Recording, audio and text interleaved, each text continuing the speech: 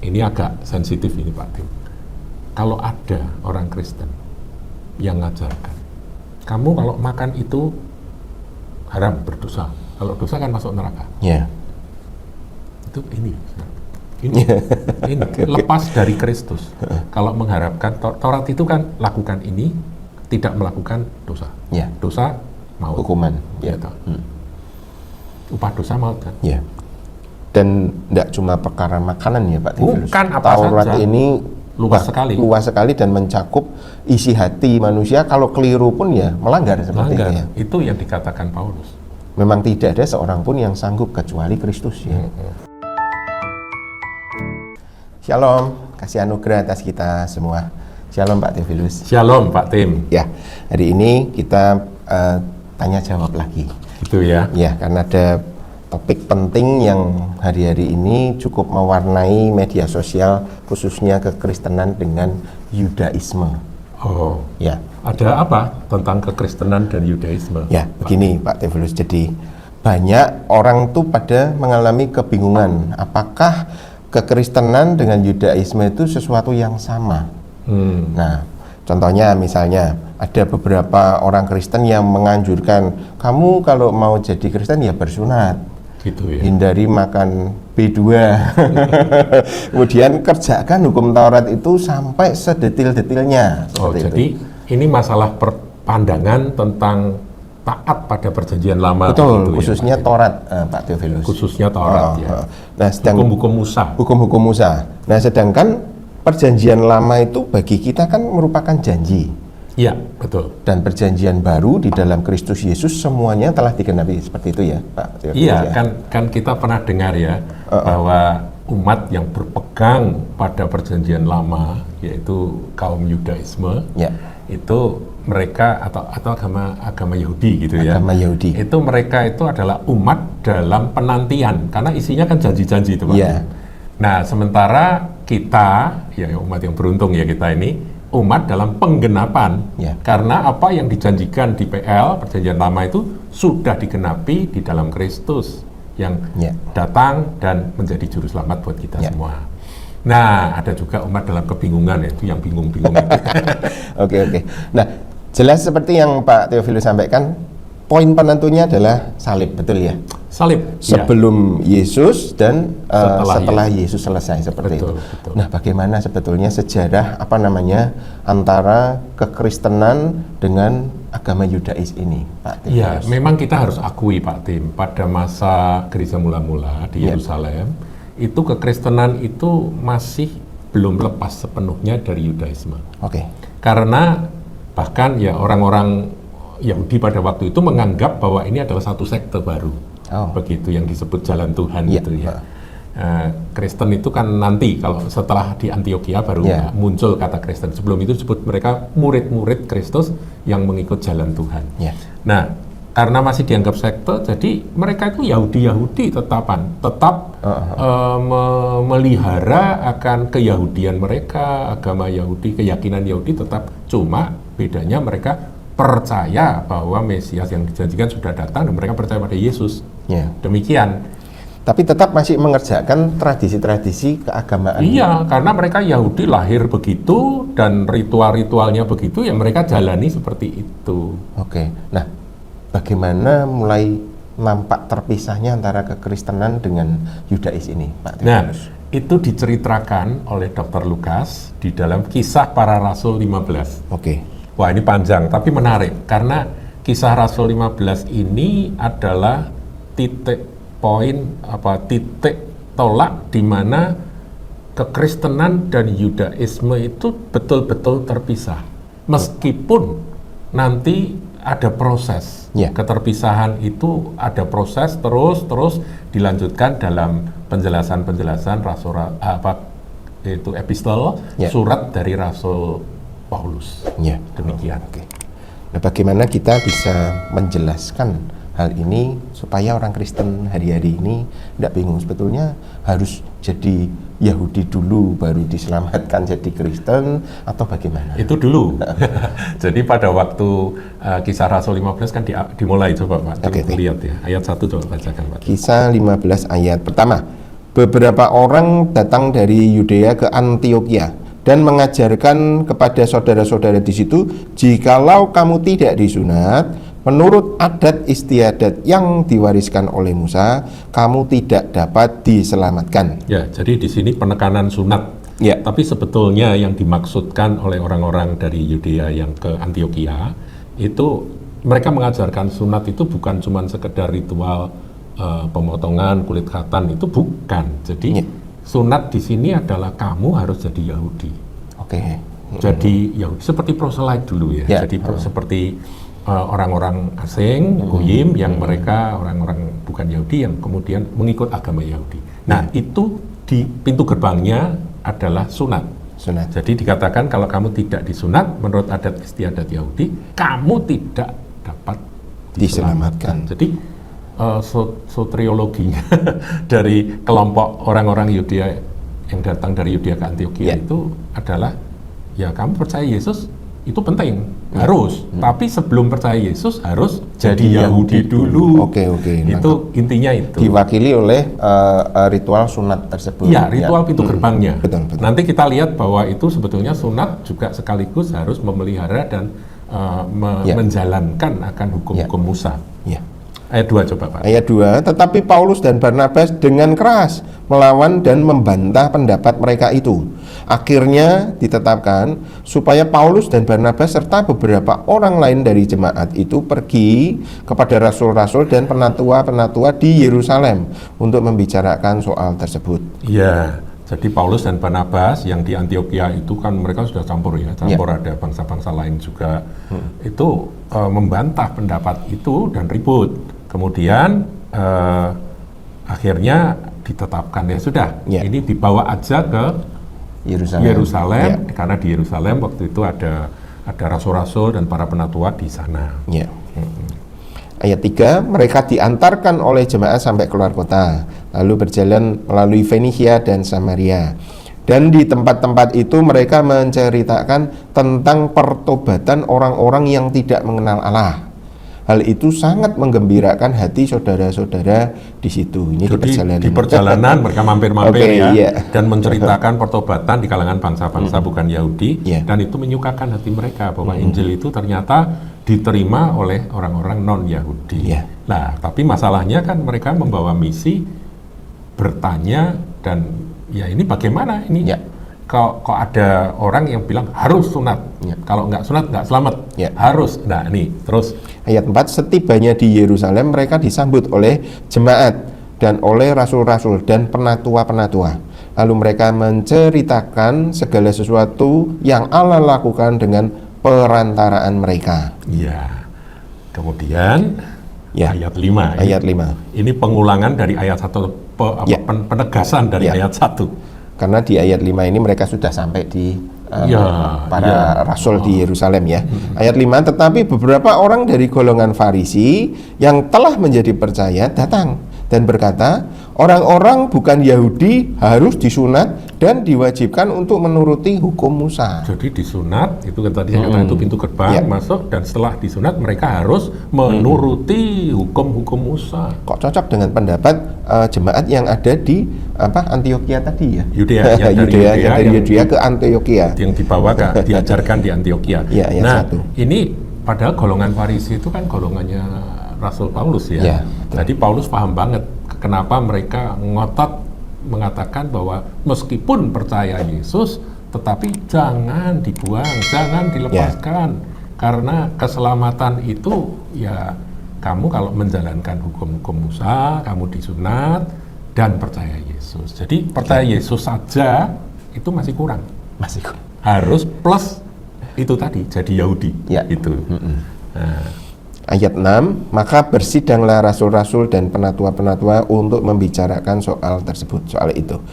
Ayat 7, sesudah beberapa waktu lamanya berlangsung pertukaran pikiran mengenai soal itu, berdirilah Petrus dan berkata kepada mereka, hai saudara-saudara, kamu tahu bahwa telah sejak semula Allah memilih aku dari antara kamu, supaya dengan perantaraan mulutku bangsa-bangsa lain mendengar berita Injil dan menjadi percaya. Ya, jadi ini kesaksian Petrus bahwa dialah yang sebetulnya diutus oleh Tuhan untuk membuka Ya. pintu keselamatan pada bangsa-bangsa non-Yahudi. Ya. Ini cerita di Kisah 10, Ya. yaitu keluarga seisi rumah dari Cornelius yang mendengar Injil, kemudian langsung penuh Roh Kudus dan langsung dibaptis itu ya. Iya, ayat 8. Ayat 8, dan Allah yang mengenal hati manusia telah menyatakan kehendaknya untuk menerima mereka. Sebab ia mengaruniakan Roh Kudus juga kepada mereka sama seperti kepada kita. Ya, itu kan tandanya kan mereka dibaptis air saja sudah Menerima baptisan Roh Kudus. baptisan Roh Kudus.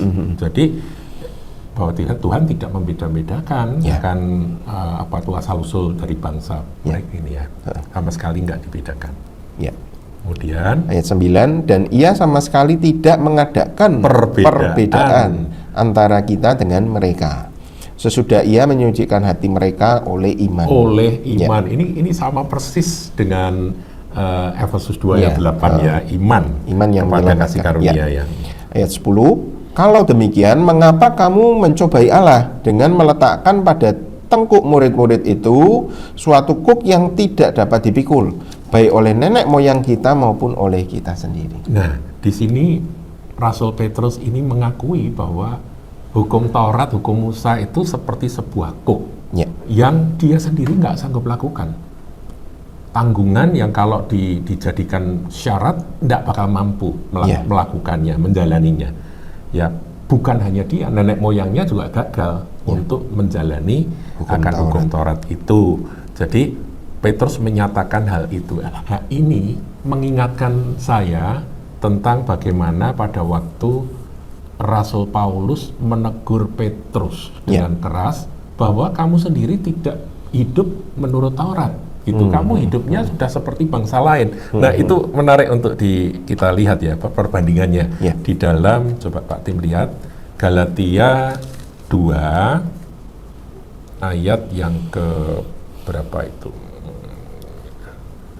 Paulus bertentangan dengan Petrus ya. Nah, ayat 14 atau mulai 13 biar tahu latar belakangnya. Galatia 2:13.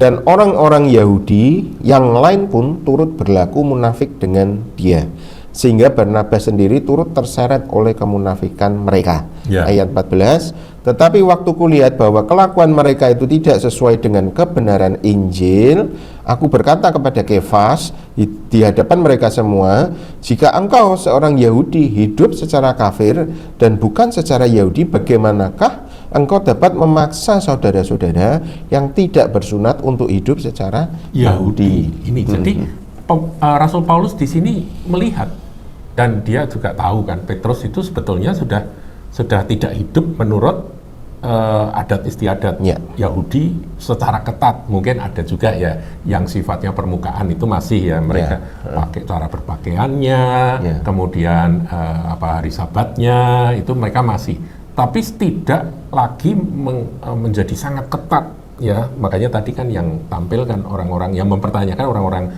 Farisi ya. Kalau Petrus kan bukan Farisi, dia hanya nelayan. Nah, itu kan Paulus menegur karena mereka mulai memisahkan, ini kami golongan Yahudi, kamu non-Yahudi gitu ya. Ya, dia mulai memisahkan, makan sehidangan nggak mau, marah Paulus, ditegur terang-terangan.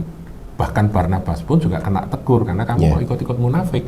Tadinya kamu mau kumpul-kumpul dengan orang non-Yahudi ya di Antioquia, itu sekarang kok kamu nggak mau? Kok begitu ada datang saudara-saudara dari golongan Yakobus yang sangat kental keyahudiannya, itu mendadak mereka ya berubah arah, kemudian ikut-ikut memisahkan diri, dan ini Yahudi, ini kamu non-Yahudi. Padahal Paulus melihat kita ini diselamatkan bukan karena keyahudian, kita diselamatkan karena Kristus. Di dalam Kristus, nanti Paulus banyak bicara bahwa dalam Kristus itu tidak ada perbedaan. Yahudi, Yunani, barbar, Skit itu tidak ada perbedaan. Laki, perempuan juga tidak ada beda.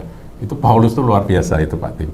Nah, di sini kita melihat bahwa sebetulnya pengakuan Petrus yang dinyatakan di dalam Kisah Para Rasul 15 ayat 10 tadi, nenek moyang dan kita pun tidak mampu memikul kuk tersebut.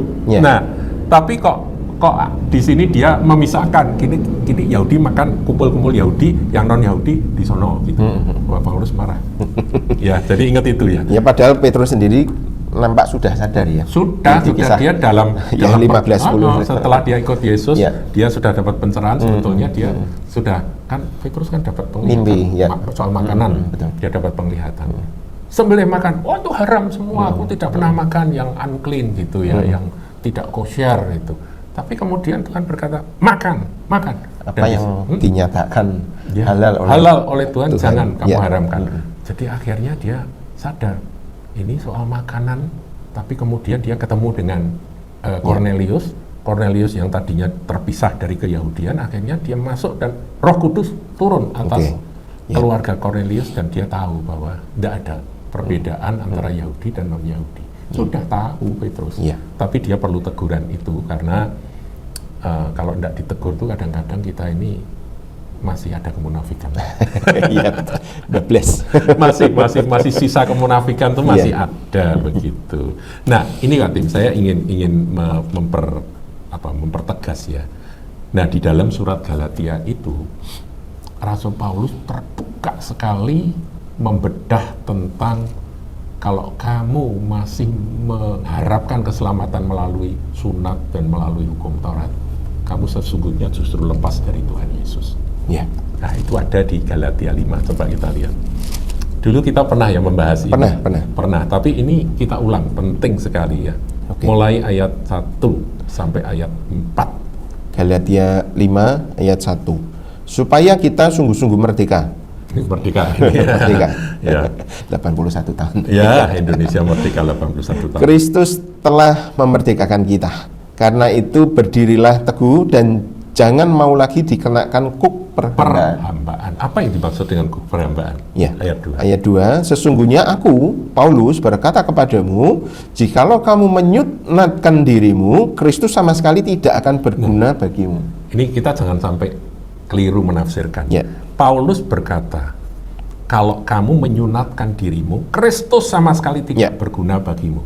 Nah, di sini menyunatkan itu dalam pengertian seperti tadi. Kisah kalau 15. tidak disunat, tidak selamat. Ya. Nah, kalau pengertiannya seperti itu, ya udah, kamu pilih sunat, pilih Yahudi, kamu lepas dari Kristus. Wow. Nah, itu nanti dijelaskan Kristus itu sudah tidak ada gunanya. Kemudian ayat 3 coba. Ayat 3, sekali lagi aku katakan kepada setiap orang yang menyunatkan dirinya dalam konteks keselamatan ya tadi bahwa ia wajib melakukan seluruh hukum Taurat. Jadi menyunatkan diri seperti tadi kita katakan bahwa itu pintu gerbang masuk jadi Yahudi dan itu syarat keselamatan.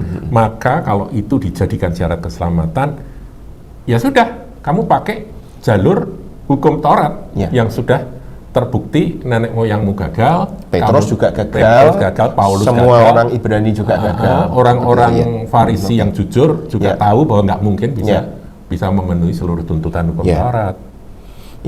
Kemudian ini tegas nih ayat 4 ini. Kamu lepas dari Kristus jikalau kamu mengharapkan kebenaran oleh hukum Taurat. Kamu hidup di luar kasih karunia. Ayo, pilih mana?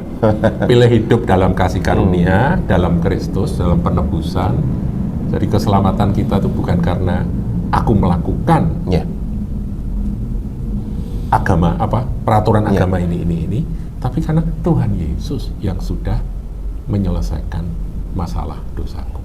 Itu beda. Nah, kamu hidup di luar kasih karunia Tuhan Yesus Kristus kalau kamu mengharapkan kebenaran dari hukum Taurat. Nah, jadi ini agak sensitif ini Pak Tim. Kalau ada orang Kristen yang ngajarkan, kamu kalau makan itu haram, berdosa. Kalau dosa kan masuk neraka. Itu ini lepas dari Kristus. Kalau mengharapkan Taurat itu kan lakukan ini, tidak melakukan dosa. Dosa maut, hukuman. Upah dosa maut kan. Dan tidak cuma perkara makanan ya Pak Tifilus. Bukan apa Taurat saja. ini luas sekali dan mencakup isi hati manusia. Kalau keliru pun ya melanggar seperti itu. Itu yang dikatakan Paulus. Memang tidak ada seorang pun yang sanggup kecuali Kristus ya. Betul. Nah, sekarang kembali ke ini Kisah Para Rasul 15, setelah soko guru gereja pada gereja mula-mula yaitu Petrus bicara, kemudian kita lompat saja ayat 11 dulu ya. Ini ada kata kasih karunia. Kisah 15 ayat 11, sebaliknya kita percaya bahwa oleh kasih karunia Tuhan Yesus Kristus kita akan beroleh keselamatan sama seperti mereka juga. Kita orang Yahudi hanya karena iman kepada kasih karunia, ini Efesus 2 ayat 8 ini persis jiplek persis ya dengan Efesus 2 ayat 8 ya, ayat 11 ini, kisah 15-11 ini. Kemudian mereka juga, jadi sudah tidak ada bedanya. Kalau mereka percaya pada kasih karunia dalam Yesus Kristus, selamat juga. Kita orang Yahudi mau memelihara Sabat, mau tidak makan ini, tidak makan itu, mau sunat, mau tidak sunat, itu Yahudi juga hanya karena itu. Oke. Paham ya? Lanjut ya, Pak Theophilus. 13 ya, mulai 13. Ayat 13. Setelah Paulus dan Barnabas selesai berbicara, berkatalah Yakobus. Ini juga soko guru. Hai saudara-saudara, dengarkanlah aku. 14. Simon telah menceritakan bahwa sejak semula Allah menunjukkan rahmat-Nya kepada bangsa-bangsa lain, yaitu dengan memilih suatu umat dari antara mereka bagi namanya. 15. Hal itu sesuai dengan ucapan-ucapan para nabi seperti yang tertulis. 16. Kemudian kembali dan membangunkan kembali pondok Daud yang telah roboh. Dan reruntuh hanya akan kubangun kembali dan akan kuteguhkan. 17. Supaya semua orang lain mencari Tuhan dan segala bangsa yang tidak mengenal Allah yang kusebut milikku, demikianlah firman Tuhan, yang melakukan semuanya ini. Ya, jadi akhirnya soko guru gereja Yerusalem yang paling ortodoks dalam keyahudian menyatakan bahwa sebetulnya akan ada satu umat yang menjadi milik Allah, yaitu mereka segala bangsa yang tidak mengenal Allah. Tuhan itu akan disebut jadi milik Tuhan. Nah, dia ambil dari ayat ini ya, ayat yang dalam Amos ini menarik sekali, yaitu bahwa pondok Daud itulah yang akan dipulihkan.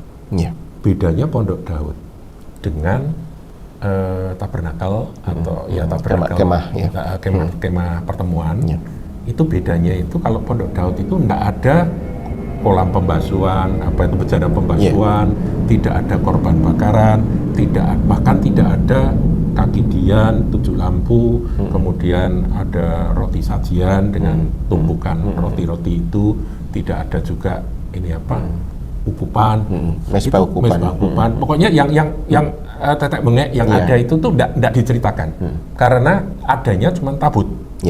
Oleh Musa oleh Daud tabut itu diangkut kemudian ditaruh di pondok Daud, kemah yang didirikan oleh Daud dan ditaruh di situ. Nah, tabut ini kan bicara tentang tahta Allah, tentang hadirat Allah. Jadi itu yang akan dipulihkan oleh Tuhan dan disitir oleh Yakobus bahwa itu dipulihkannya inilah perjanjian baru ini, yaitu seluruh umat itu sudah tidak usah tetek bengek, bisa langsung ketemu, nggak usah jadi Yahudi, langsung ketemu. Kira-kira begitu yang mau dijelaskan oleh dan Yakobus. Segala bangsa yang tidak mengenal Allah akan disebut milikku, kata Tuhan. Nah, disinilah sebetulnya awal dari perpisahan antara gereja, eklesia atau umat perjanjian baru yang terdiri dari tidak peduli bangsa apapun, Yahudi juga ada di situ, dengan keyahudian atau yang tadi disebut dengan Yudais tadi. Jadi Yudais dengan Kristen itu sebetulnya terpisahnya itu di Kisah Para Rasul 15. Gitu Pak Tim. Jadi betul bahwa akhirnya orang percaya di dalam Yesus Kristus Tuhan memang tidak perlu menambahkan keyahudian untuk diselamatkan. Baik itu sunat maupun syariah di dalam agama Yahudi. Ya, puji Tuhan, kiranya ini bisa menolong kita semua untuk memahami bahwa di dalam Kristus Yesus kita betul-betul dimerdekakan. Amin. Oke, Tuhan Yesus memberkati. Sampai jumpa lain kesempatan. Shalom. Shalom. like, comment, share, dan subscribe channel GKBK Hal Semarang.